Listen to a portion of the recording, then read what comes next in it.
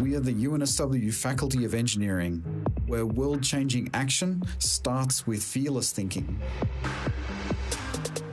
The university is really a powerhouse of innovation in a number of different respects.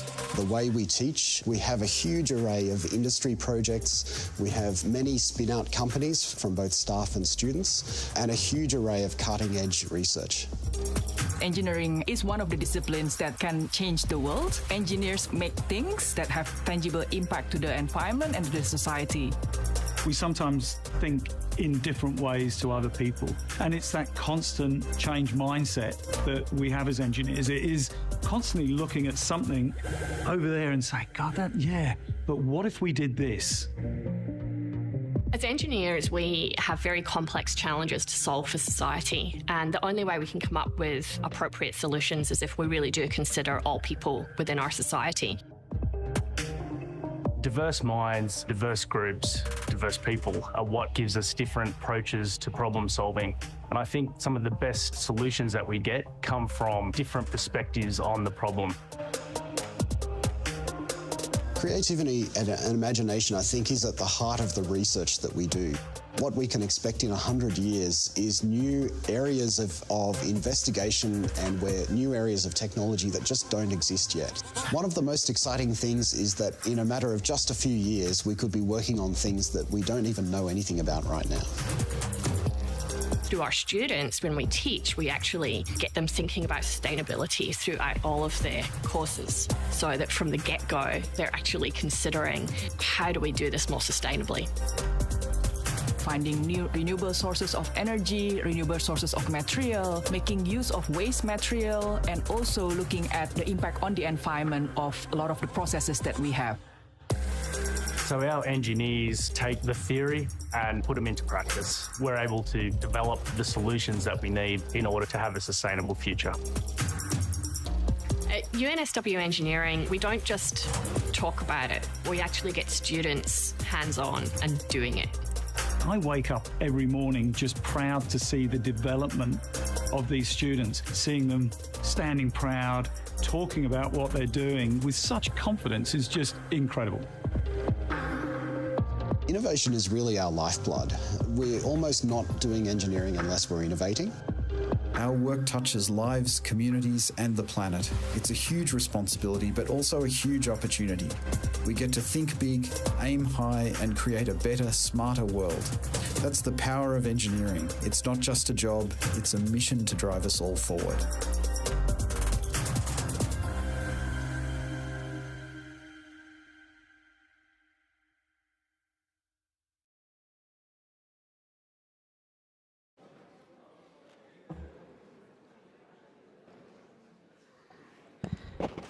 Good evening, everyone. Looks like you are all too tired towards the evening. Can you shout out? Good evening. Good evening. Yeah, that's better. Okay, I'm Professor Jayashree Ravishankar, Associate Dean Education in the Faculty of Engineering. Let me start by acknowledging the magical people, the lands that we are in today. I would also like to pay my respects to elders past, present, and Aboriginal and Torres Strait Islanders who are here today. You would already had the school welcomes. After this Q&A session and this faculty welcome, there's a meet and greet outside of this auditorium in the foyer, so you can mingle and see your friends in your programs, meet with some of the staff to ask more questions as well. Okay, speaking today, after me we have John Kennedy, who is here to talk about the student experiences and the opportunities. Julene, who is the Women in Engineering Programs Manager. And then we have Kesh, who will talk about the work-integrated learning, very, very important for some of you who have an accredited master's degree enrolled in there with the 60 days of internship required. And also we have Phoebe, the events coordinator for the student societies. And please scan this QR code or go to slido.com, #UNSW Engineering.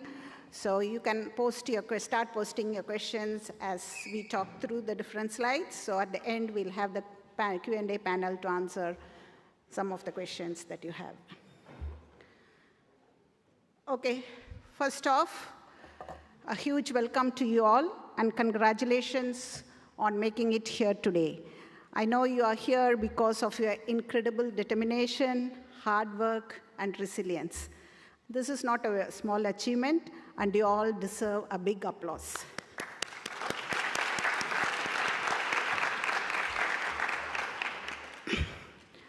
So as you can see in the slide here, Faculty of Engineering, UNSW, is #1 in Australia and also in the top 25 based on the 2025 QS World Rankings. We are so proud about this. And then we are also proud to say that we are producing Australia's most employable students as per Australian Financial Review for the last consecutive 6 years since 2025.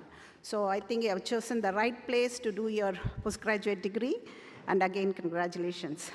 So we have 8 different schools with a diverse range of specializations available, a largest range of specializations available for any engineering, right from biomedical engineering to maybe nuclear engineering. We also have quantum engineering and also very specialized geoenergy and geostorage engineering. Some of you would have enrolled in these programs. And we are also the largest in Australia. We have about over 27,000 students in UNSW. And to make sure that you get the required skills and all the good students, quality student experience, we have already invested 700 million Australian dollars in the different facilities like the state-of-art labs, maker spaces, and so on. So engineering is actually booming. The projected job growth is 21% over the next 10 years. So it's amazing to see that you have different opportunities and to grow and then make use of these opportunities to find a placement in Australia and overseas. And if you see here, as per the engineering landscape from 2023, the job opportunities are increasing, and engineers are actually required to be multi-skilled people. So you should be able to problem solve, like, for example, Sherlock Holmes, communicate like TED speakers, also like make projects work like CEOs. So we are here to provide you all the skills required with a diverse range of specializations we have. Even if you are doing a master's in one particular specialization, you will be exposed through electives to different other specializations as well. So we make you a multidisciplinary engineer to solve the world's toughest problems. So again, you have chosen the right place to go ahead with engineering. So most of the master's programs are 2-year programs. The first year will have some disciplinary knowledge courses, which could be core courses within a particular specialization. And in the second year, you'll have advanced disciplinary courses. We also provide you opportunity to do engineering and technical management courses and different elective courses that are available. So again, as I said, you will be able to choose those elective courses from other specialization as well to broaden your multidisciplinary knowledge. And of course, you always have a research project, which is a 1-year-long thesis. And again, through that, you are able to do a different type of multidisciplinary type of work as well. So we run a 3-term model. So every year, you'll have 3 terms. Each term is 10 weeks long. And in every term, you'll be doing 3 courses. So you will have to select 3 courses to do every term, and which means, like over the year, you will be able to either finish 9 courses instead of 8 courses, so you can speed up your degree completion, or towards the end of your degree, you can allow time for your internship, or as shown here in this plan, for example, you can stop enrolling in courses for a couple of terms and focus on internship opportunities as well. And there are also overseas exchanges available. This may not be applicable too much to many of you because you are all doing a 2-year master's program, but those who are doing double master's program, which goes over 2 years, this may be valid. So in 2028, we are launching a flex semester calendar, which means we are moving from a 3-term model to a 2-semester model. So this will be introduced from 2028, and most of you probably, because you're starting in 2026, you'll finish by the time.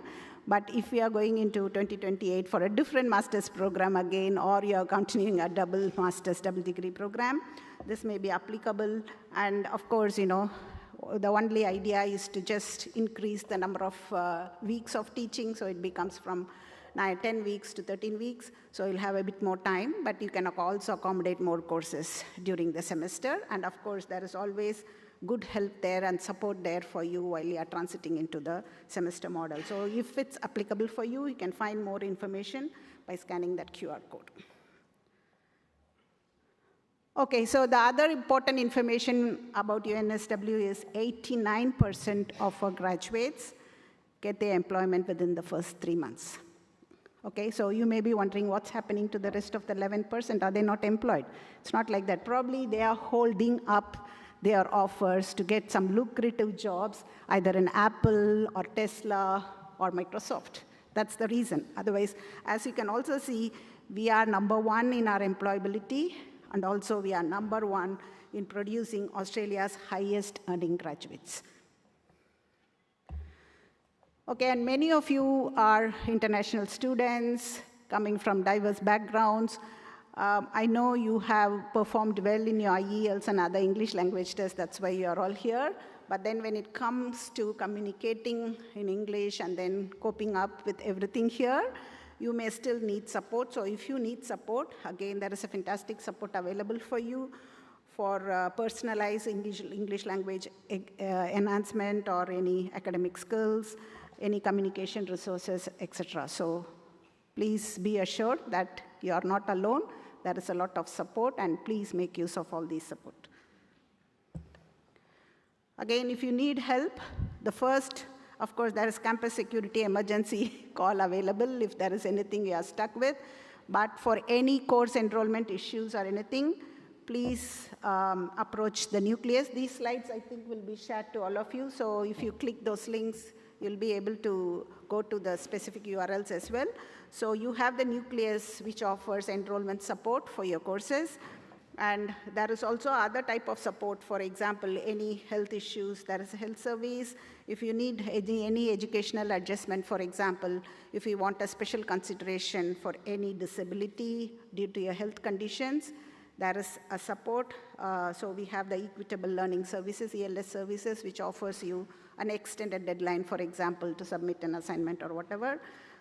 We also have mental health support, academic skills support. Again, the academic skills support also offers you English language support available, and also gendered violence support for female students.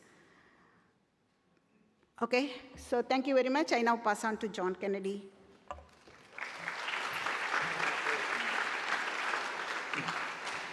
Okay, hi everyone. Great to see you all. And just to pass on my congratulations as well. It's fantastic that you've made it to UNSW Engineering Postgraduate, and we're very much looking forward to working with you over the next couple of years to help you succeed and to follow any kind of path or journey that you're hoping to do. So my team looks after student experience and opportunities. It's quite a broad portfolio, but ultimately we're looking at creating opportunities for you to form networks, form friendships, and form experiences that help make your experience with us a fantastic one. But all these experiences are also designed to help you develop and grow your capabilities and skill sets that industry are looking for. So we do a lot of work on providing you programs and projects to engage with that industry are also connected to, so that you can build those kind of important relationships and develop the skill sets that they are looking for. One of the first things I want to mention is that if you haven't been introduced to the makerspaces yet, we have multiple makerspaces across campus. These are spaces where you can develop your own ideas, work on loads of different types of machinery, such as CNC machines, 3D printers, lathes. If you've got anything that you want to develop, you want to prototype something, or you want to get some guidance from an engineer or a technical person, go to a makerspace to do that. Some of our subjects and courses use makerspaces within their teaching, so it's a good idea to get into a makerspace relatively early if you haven't done so already. You do have to do an induction to use the makerspaces, so the sooner you can do that, the better. Then you can actually start using those spaces to your advantage. One of the main things that my team looks after is something called the Challenge Programme, and this is our suite of experiential learning opportunities where you get to work on real-life projects, often with leading academics and researchers, but also with industry partners as well. The primary pillar of our Challenge Programme, and something that the faculty is extremely committed to, is our vertically integrated projects programme. We're the only university in Australia that offers vertically integrated projects, and these are multi-year, multidisciplinary projects where students are working with other students from different disciplines of engineering alongside a leading academic on a real-life either research project or industry-led project. These are really unique because they actually mimic real-life working environments. You are working on something that is real and tangible. It's not a constructed project that we use in terms of education and teaching. These have actual deliverables and outcomes that are required at the end of every year. And because of that, industry incredibly value these projects. And often students that are working in these projects are handpicked and taken out for recruitment opportunities quite early on in their exposure in these teams. Currently, we have about 22 different project teams across all disciplines of engineering, so no matter which field that you're going into, there should be a project that aligns to your degree, background and interests. So I really encourage you to get on there, have a look and see what you can get involved with. Especially, obviously within PG, you have a shorter amount of time to get involved in these projects, so the sooner that you can research them, the better. Alternatively, we also have student projects. These are similar to VIP in the sense that they are, large-scale projects, but these are led by students and it's on a voluntary basis. So these you can do in your own time, whereas obviously VIP is for credit, so that does actually count towards your degree. Humanitarian engineering is our third pillar. So as a faculty and as a university, we're really focused on trying to make the best societal impact that we can. So if you have an interest in helping people, helping communities, helping society, humanitarian engineering is a good avenue for you to explore. There are various projects associated with humanitarian engineering, and we work on projects both domestically and internationally. So if you want to work with communities that may be struggling through disadvantage, humanitarian engineering is a good option for you to look at. Taste of Research is primarily for undergraduate students, so I won't touch on that one today. But I just wanted to reiterate that you're going to have a very busy year and a half or 2 years, depending on what degree you're in, and hopefully it'll be an exciting and fulfilling time. But some of these opportunities are a really great way to round out your experience and make yourself that bit extra special to an industry or an employer. So I encourage you to have a look at them as soon as you can and start mapping out when it might be able to fit in to your journey with us. Okay. That's it from me. I'm going to pass over to my colleague Julene, who's our Student and Gender Equity Manager. Enjoy. Hi everyone. So my role is all about ensuring that things are equitable for all of you throughout your journey with UNSW Engineering. And so across the faculty and also across the university, we're committed to equity, diversity and inclusion. And so you can get involved with various programs, you can champion different activities that are hosted on a faculty or a university level and make some tangible kind of actions and changes. And there are also supports available if you need anything to do with accessibility, inclusion, and that exists across a range of different areas. So you can scan that QR code to find out more, or alternatively, just get in touch with the faculty and we'll be more than happy to help you. In particular, one of the things that I look after is the Women in Engineering program, which is inclusive of women, non-binary and gender diverse students. So this is a community of like-minded peers where you can get to know each other, you can have a direct line of contact to the faculty, and you can also get involved with different events that have to do with community building or workshops or networking with industry.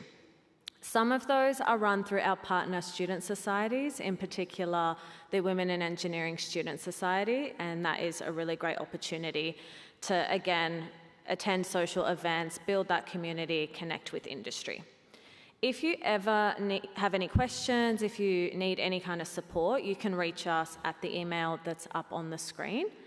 But if you would like to find out more about the different opportunities, events, initiatives, scholarships that may be available to you, we post all of that information to our LinkedIn group, which is a private group open to women, non-binary, gender diverse current students and also alumni. So again, if you want to scan that QR code and request to join, that's where you can find out everything. I will now hand over to my colleague Kesh from the Work Integrated Learning team.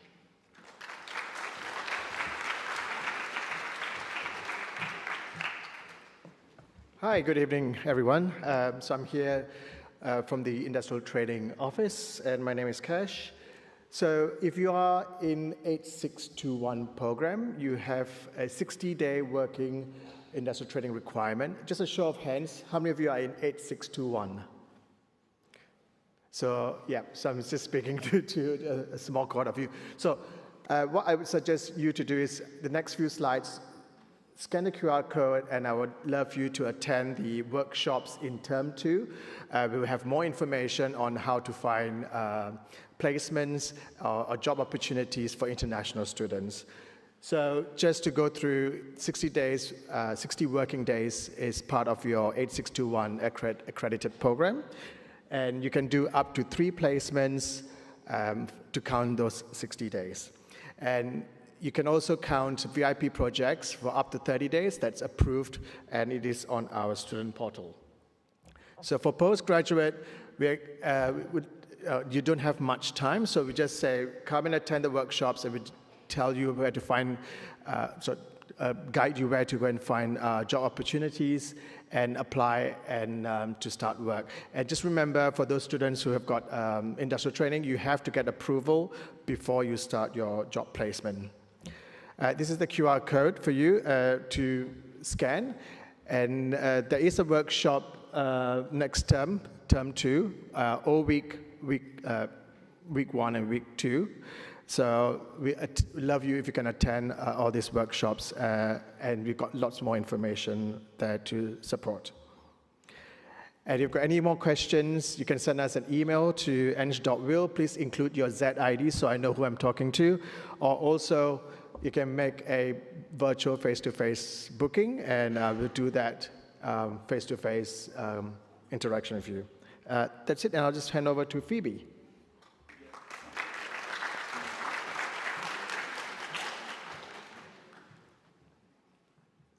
Hi guys, my name is Phoebe. I'm the orientation coordinator for ARC, so that means I plan fantastic events such as O-Week that you're experiencing now. Now, because I work for ARC, that means that I work for you, because ARC is your student organisation. And before I dive into things, I'd like to do a quick show of hands. Who here has heard of ARC before? Okay, nice. Okay, you guys are the solid foundations that we're building on.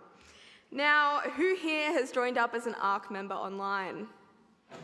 That guy's hand was already straight up there. All right, fantastic. You guys are already optimizing.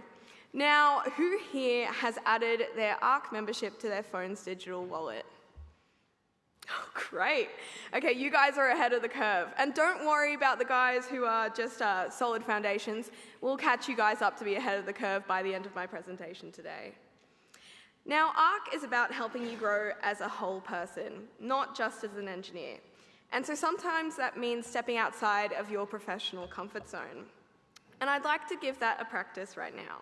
So I have a quick challenge for you. Can you turn to someone you've never met before, introduce yourself, your specialization, and something you do outside of your career? Don't be shy, come on.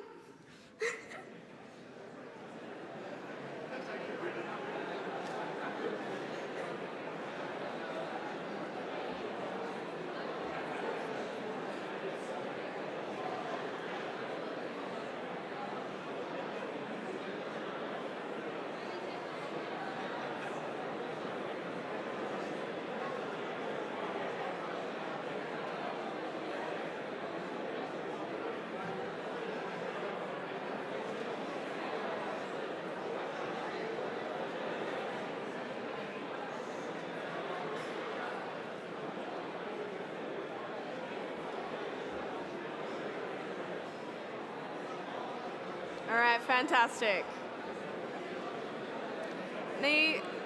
Now that you guys are stuck into it, I can't get you out of it. But that wasn't so bad, was it? And I'm glad that you've all made a new connection. And that's exactly what postgrad life is all about. It's about making collaboration, networks, and building relationships that will carry you through your research, career, and beyond. Thanks, guys. No, not yet, over yet. Don't clap for me yet. Just trying to get the attention back. Now, the first thing to know about ARC is that we are your student organisation. We are run by students for students, and our mission is simple: to make your time here at UNSW unforgettable. And that's why our tagline is "Make the most of uni life." And that might look a little different for everyone here. Maybe you're here to build your professional network, or balance the intensity of your coursework and research and connect with your engineering community. Or maybe you're just here to remember what life is like outside of the lab or outside of your placement. Whatever your version of making the most of uni life looks like, ARC is here to support you to do just that.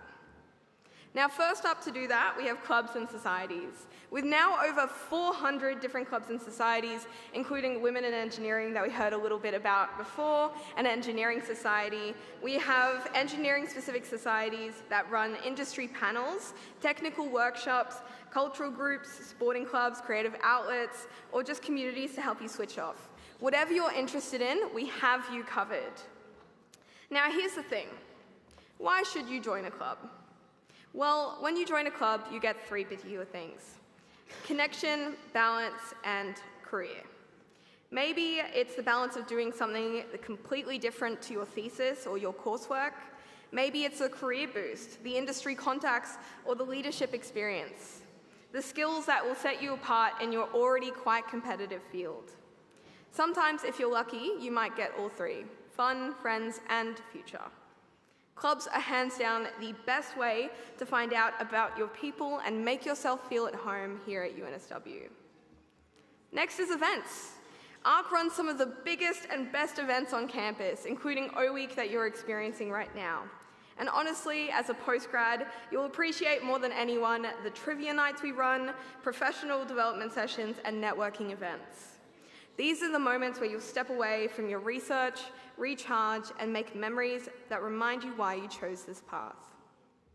And then there's sport. Whether you're just looking to stay active between long lab sessions, blow steam after a tough session with your supervisor, or just get some work-life balance, we've got you covered. With everything from social sport, sporting clubs, free gear hire, and fitness programs, including puppy yoga, which I believe is a technical sport, because we all know that having a healthy body means supporting a healthy mind, especially when you're juggling things like research, teaching, and everything else that you're involved in. ARC also runs over 30 different volunteering programs that can help you give back, build real-world skills outside of your engineering discipline, and connect with communities both on and off of campus. From our urban gardening that you can just garden with your peers outside of the classroom, to community support initiatives such as supporting the Sydney Children's Hospital, it's flexible and rewarding and adds value dimension to your professional profile. We also care deeply about your well-being, because let's be real, postgrad life can be quite intense. Research deadlines, teaching responsibilities, thesis pressure, and financial stress, it's a lot.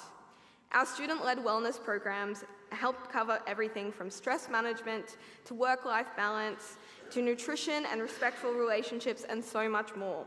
It's designed by students for students so that they actually get what you're going through and give you practical tools to help you get through it.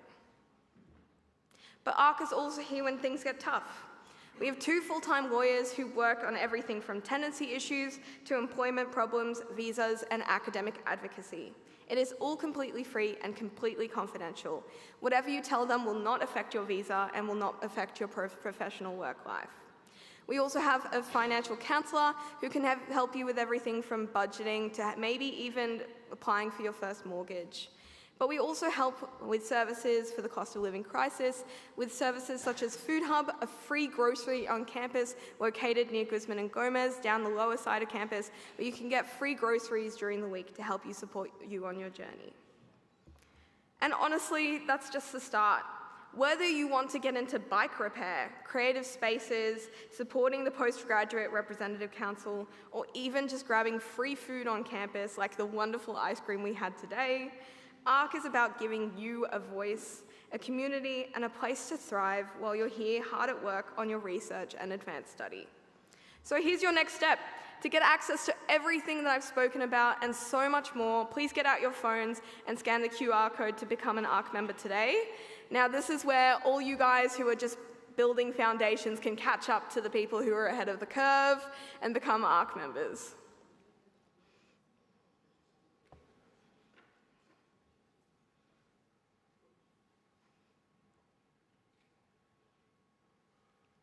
Nice. And keep your phones out because you can also follow us on social media, because that's where we advertise our puppy yoga, our free ice cream, our pizza on campus, as well as our professional development workshops. So I highly recommend you follow us on socials. Even if you're not interested in any of that, please just follow us just for our amazing memes that we post.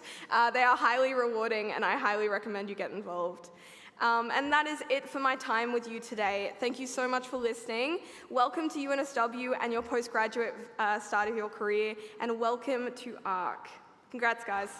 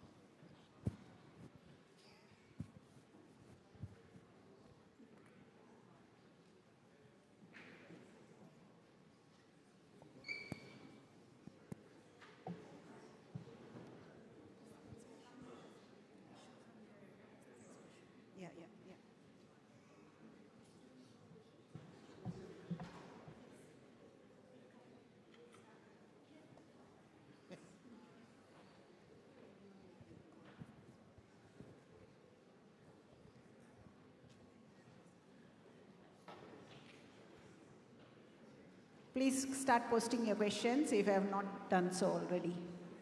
Yep, it's not coming there.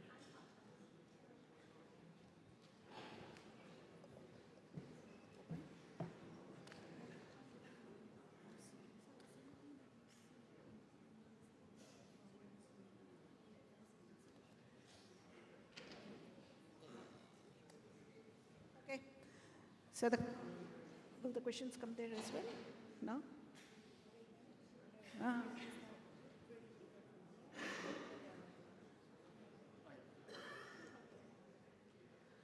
Okay, so let's go to the questions.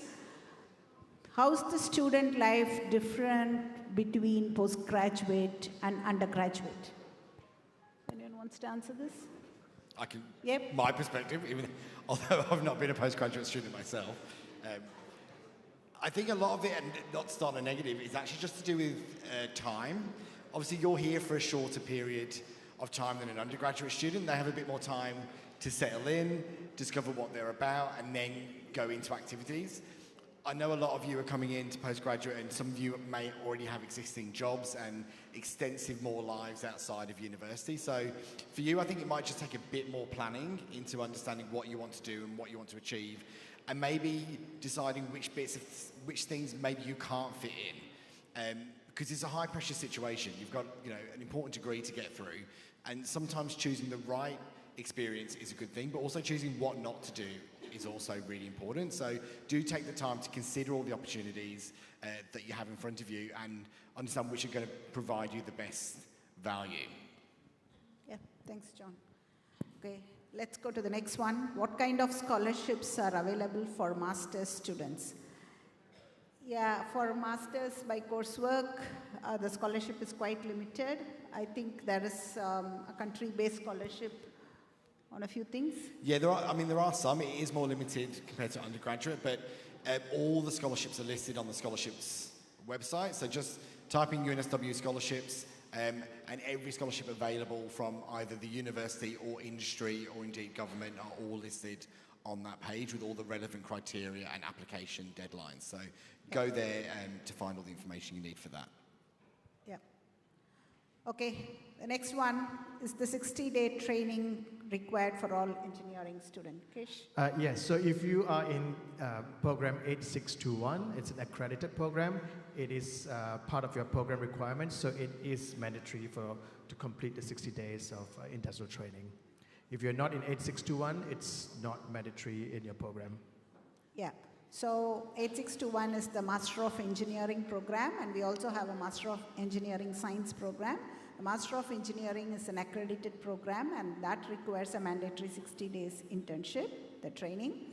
But the Master of Engineering Science, it's not required as per, because it's not an accredited program, but I think there are opportunities for students to do internship if you want to, right? If it fits into the program. Yeah, if it fits into the program, but it's not a mandatory requirement. Okay, we'll go to the next one. How do I contribute to real research projects and publish papers with other research collaborators or PhDs? Okay, as an academic, I think I can answer this. As part of your master's program, you will be doing a 1-year-long thesis, which is a 12 UOC course, which is, over all the 3, it runs for the full year. Okay, so when you do such projects, you will be doing a thesis. It's a research project. You will be supervised by a specific academic working in that particular area. And there will be PhD students working under the academic as well. So sometimes, based on your skills, they will pair you up with a PhD student who will also support you in your research thesis. And then you get opportunities to publish as well along with the PhD students. It depends on how much what effort you are putting and how much you are contributing. There are plenty of opportunities. What according to you sets a student apart, not just in terms of academics, but also as an individual and for a career? Okay, so I think we didn't have much chance to talk through the slides, but engineering at UNSW is not just about equations and blueprints. Okay, we give you all the skills because engineering is not just that equation and math. It's all about creativity, adaptability, teamwork, and leadership. And these are the skills much sought after by the employers as well. So we make sure in most of the courses that you will do with us, we make sure we do run teamwork activities where you have the skills to understand real teamwork as an industry, because most of the postgraduate courses will have students from many different countries. Our postgraduate courses are 90% international students. So you will be working in a team with students from a different country, from a different cultural background. Although it's a coursework related project that you'll be working on, this will give you plenty of opportunities to have the cultural understanding from different students from different countries, and that's what we give you as skills. And when you go into an industry here in Australia, again you will see a team, you'll be thrown into a team where you don't know anybody there, and that's a skill you would require as well. So you do have lots of opportunities apart from the academics that you do. And of course, John talked about the projects, challenge programs. They run student projects. Again, you'll have a group of students working there as well. John, you want to add? Just to reiterate what Joshua just said, we obviously do a lot of work with industry, so we request a lot of feedback for them about what they're looking for in graduates. They already trust your educational background. They know you're graduating from UNSW and that your degree is already an elite engineering degree. So they're fine with that. What they're looking for is for engineers who understand what other engineers can do in a team context. You may graduate as an electrical engineer, but you're going to be working on a project potentially with civil engineers and mechanical engineers. And if you don't understand how they contribute to the project and what your dependencies are as a team, then you're not going to be too useful to them. So they need you to understand how a project environment works and how the different elements of engineering come together to deliver one goal at the end of it. So although you've got to know your technical understanding and your subject inside and out, do keep yourself open to what the other aspects of engineering are and how they all work together. Thank you, John. What if I fail to get the industrial placement for 60 days? As an international student, what will be the effect? So I know most of you are international students here. So basically, if you find a 60-day placement, if you can't find 60-day placement by the end of your program requirement, you can still complete your industrial training back in your home country, but you still have to follow the same process of submitting your application for approval. And you can complete it within 6 to 8 years after you finish your course requirements, but we don't recommend you to do it 6 to 8 years. You can still go back to your home country and complete it within the first 2 years because it's still relevant. It's still relevant. But we hope that you attend the workshop next term, so we've got more information on how to find placements for international students, because there are lots of companies in Australia that are recruiting international students for placement. And I can just do the second question as to how internships work. So basically, if you find an industrial training placement, it doesn't necessarily ask you to complete within the first 3 months. So if you find a contract or a company that gives you a 1-year contract, you can negotiate with the company to say, I want to do once a week or twice a week to complete the 60 days or 30 days of placement. You don't have to do all 60 days at once, so that will probably clash. And I know as a postgraduate student, it's difficult for you to find time. So you can negotiate with the company to do once a week, part-time, casual. Yeah. So just to add one more on that, the effect of not doing the placement, of course, you will not get the degree if you don't complete the 60-day placement. That's a major effect. But then there are plenty of resources available to support you on this, to help you even write your resume. How do you sell yourself to a company? How do you show your skills to the company? Everything, there is fantastic support mechanisms. And of course, there is also a process involved, how do you approach the company and what is the approval process required. So that's why you need to attend the workshops. And there is also a learning management system. We use Moodle. So through Moodle, you'll have to complete certain requirements before you go on a placement. So there is excellent support mechanisms. Hopefully, you'll all be able to finish within the 2-year time and get your degree soon. Okay, so the next question, where should a student go if they have transfer credits for their course subjects, but the availability of research subjects are not lining up with the academic timeline? I don't really get that question, but then if you are having transfer credits, that means you are not a Master of Engineering student, you should be a Master of Engineering Science student. So Master of Engineering is a mandatory 2-year program. You cannot apply for recognition of prior learning, but if it's a Master of Engineering Science, you have the opportunity to do that, and then you can reduce your program up to 1 year. So you can finish your degree in 1 year. So if you are doing that in 1 year, I think you can manage all the other courses as well.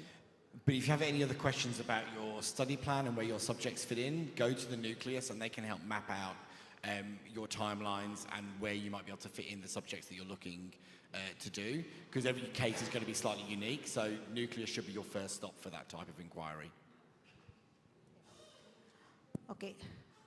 How do you project the geoenergy and geostorage for the job opportunities in industry? So there are 5 likes here, so at least 5 students here in that specialization. So it's not in any of our expertise, but it's managed by the School of Minerals and Energy Resources. But all I could say is this is again, part of renewable energy field, which is a booming area. And before we introduce this is a newly introduced specialization. We did it last year, but before we introduced, we did a good market study with the industry, which showed fantastic job opportunities for this field. So I think you are in good hands by doing this program as well. And your school specialization leads will be able to help you link with the required industry when you apply for placements and in industrial training as well. Okay, if you have some doubts regarding which courses to pick up for a trimester, then what should be the approach? So the approach is go to the Nucleus. Okay, so the Nucleus, the student center, is the one which will help you to find which courses are applicable to your specialization, and they'll help you with the enrollments as well. And you can submit online queries to the Nucleus as well. You don't have to be there in person, but you can submit online and they will attend to that. how hard is it to get employed here in Australia as international students? John, you want to start that as well, John? Sure. Look, honestly, obviously it depends on everybody's individual journey, background, and how they approach applying for jobs. I'm not going to lie and say that it's as equally easy for a domestic student versus an international student. It is slightly harder for international students to get full-time positions. But Australia, particularly Sydney and Melbourne, the large cities, we're international cities. They take international graduates on a huge number. Josh, who went through the slides earlier, and you saw the employment figures were incredibly high for UNSW. That's not domestic students, that's all students. That's domestic and international. So you do have a good shot of getting a job upon graduation. If you are able to articulate the skills that you have, the capabilities that you have, then you will get full-time employment quite easily. Obviously, visas are depending on those things, and we can't advise you on the visa side of things. But if you have an organisation that is willing to take you on in terms of your skill set, they can help you out with that type of thing as well. But there should be no difference in terms of your background and what you bring to an employer based on your experience here at UNSW. And the graduation employment figures, as I say, are for both domestic and international students. Just want to add as well. I mean, at the end of the day, if you are, joining societies and stuff, companies want to see you being with teamwork. It's how you sell yourself. It's easy to get jobs if you try hard. And to just add that, just forget the question again. International. Yes. So I would say there are lots of companies out there also advertise for international students. If you use UNSW Connect, you could see lots of companies advertising for UNSW students. And also there's a tag that says accepts international students. So it'd be good for you to go and check out UNSW Connect as well. Thanks.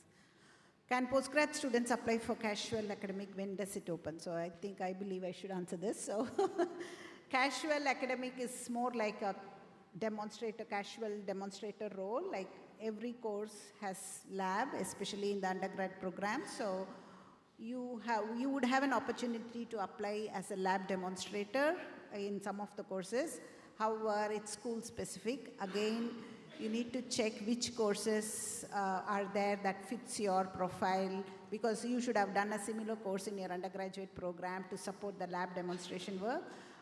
So if you think you could apply for such a role, you need to contact the school teaching support and ask them, like you are interested, and they would tell you the processes of applying. So it's all school specific. We don't do it common to all the faculty. So you need to go and approach a school.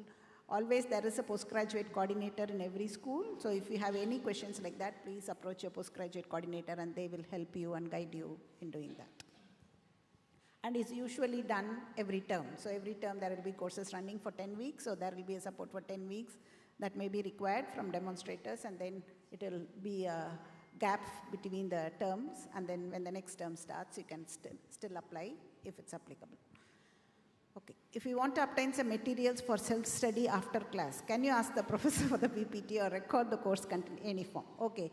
So this is a good question. I know being international, you have all these questions. Every course, the lecturer, the professor, whoever is presenting the lecture, that will be all automatically recorded, and then the recording will go into the learning management system, which is the Moodle.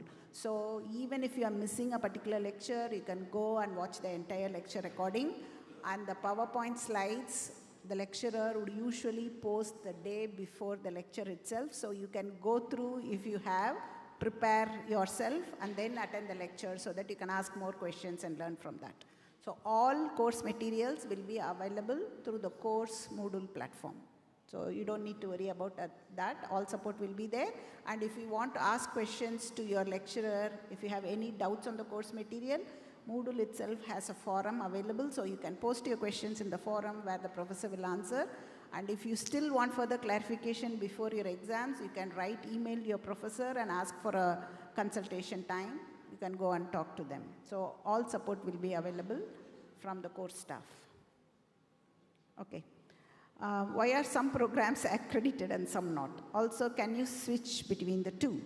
Of course, we wanted to give an opportunity for everyone because for some students who have already done an undergraduate program in Australia, there is no point in going for another 2 years of accredited program, right? So that's why we offer a Master of Engineering Science program, which is not accredited, and that helps those students, because if they already have a specialization core knowledge in their undergraduate program, it's much easier for them just to complete the more deeper advanced disciplinary courses and get a master's degree just to upgrade their skills. That's why we offer 2 different programs, and if you want to switch between the programs, it may be hard to switch between a non-accredited from a non-accredited to an accredited program, because non-accredited program, you have already taken recognition of prior learning, and then maybe if you have reduced your degree to 1 year, it may be hard to move again to a 2-year program, because then your visa and COE, everything has to change. However, if you are in an enrolled in an accredited program, and if you think you have relevant background knowledge and you want to reduce your degree to 1 year rather than 2 years or 1.5 years, for example, then you can apply for a program transfer from 8621 to 8338, and then you can finish the degree quickly as well. So again, for such type of questions, please approach the Nucleus for support, and they will guide you in that. Next is Women in Engineering. Over to Jolene. What types of mentorships do you have in place to support female students with industry professionals? Yeah, so one thing we have already set up is an industry mentoring program, which is run by the Women in Engineering Student Society. So this is application-based, you apply for that, and you get paired up with somebody who's working in industry. And the really good thing about that is you're trained in order to lead that mentorship or that partnership. So you're the person who is taught how to take the initiative, how to set those meetings, which questions to ask, how often to meet up with them, what the benefits of that partnership might be. And then on top of that, we're also establishing other kind of workshops throughout the year that will give you that connection with industry as well. So just keep an eye out either on your emails or on that LinkedIn page for a bit more information. Thank you. Do you have any advice for students balancing full-time work and postgraduate study?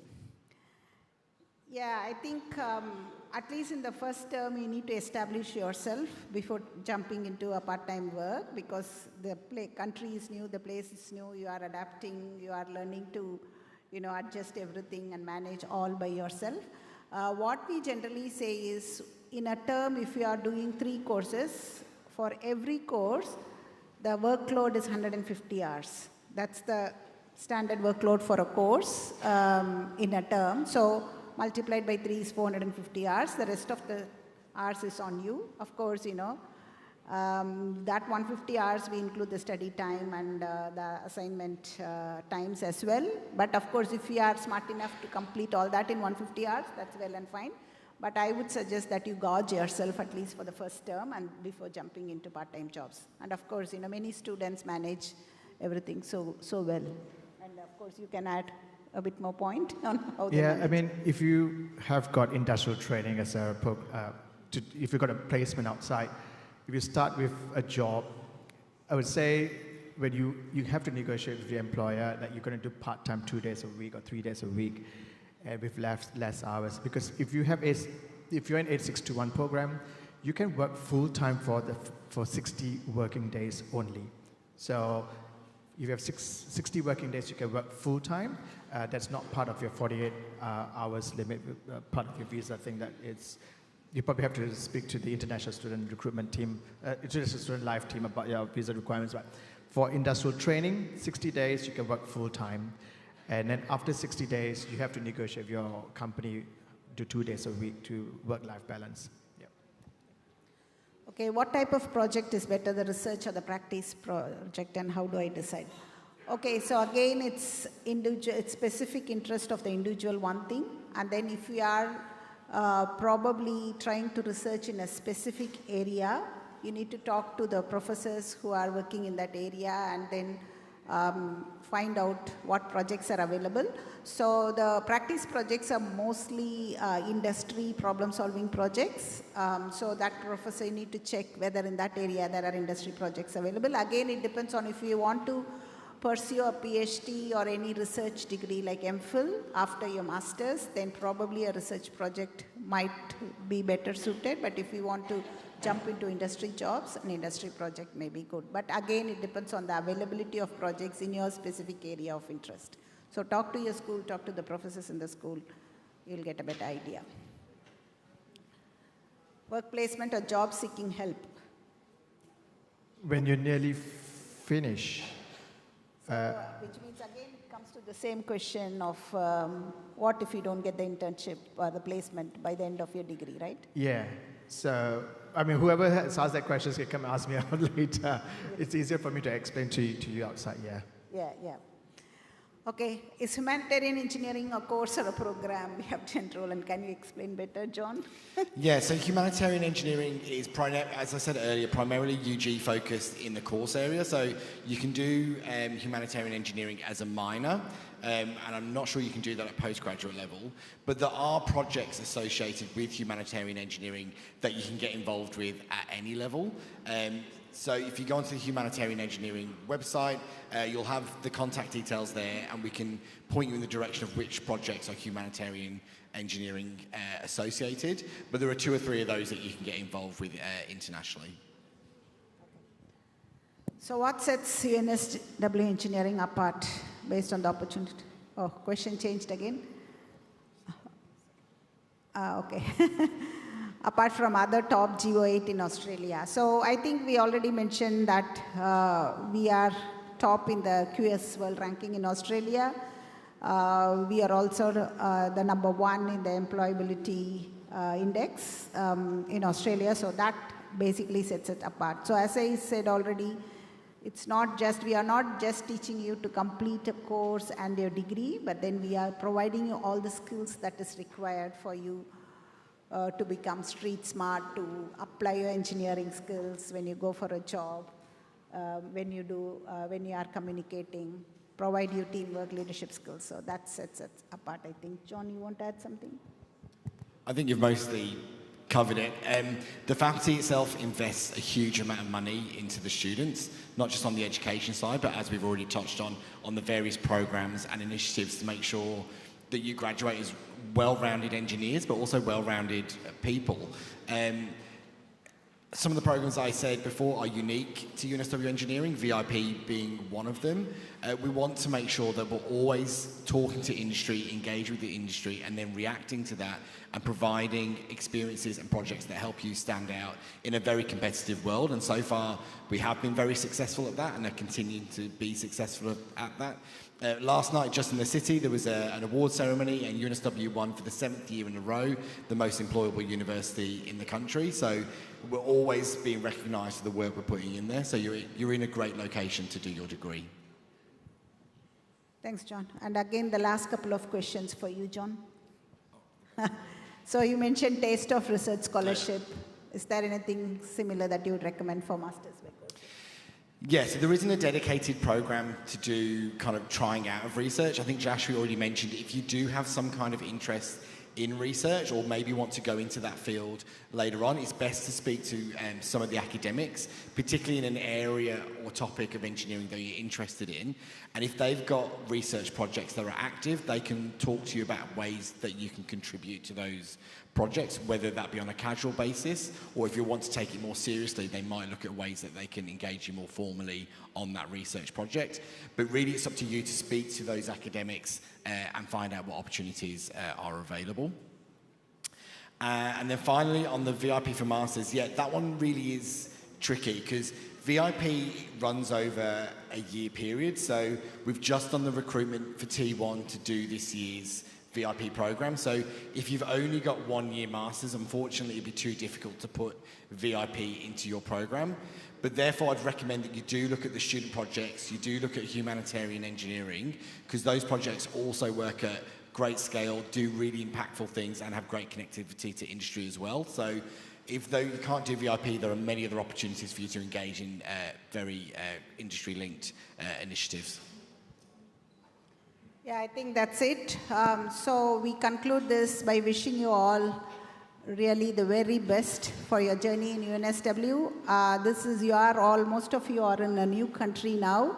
So reset, recharge, and get ready to powering the future. Best of luck.